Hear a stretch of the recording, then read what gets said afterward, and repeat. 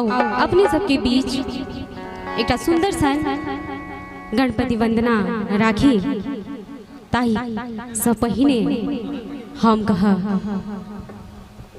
कि मिथिले के हम बेटी छी ताही पर करे गुमान बहिन हमर सिया धिया पाहुन श्रीपति राम अताही माटी पर बैसल सब श्रोता के शीश झुका शत शत प्रणाम शीश झुका शत शत प्रणाम और एक सुंदर सन गणपति वंदना रखी चूंकि गणेश जी के उत्सव छे तो प्रथम हुनकर वंदना गौरी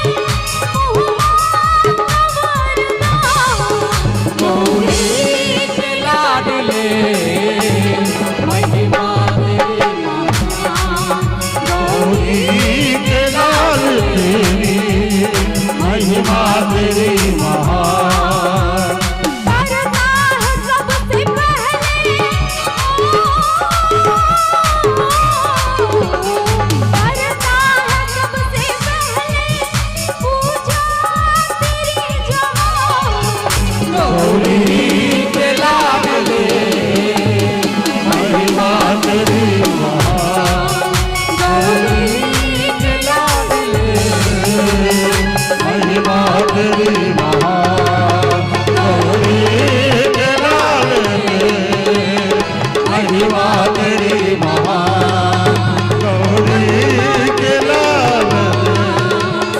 महिमा तेरी महान। बाजू गणपति बप्पा।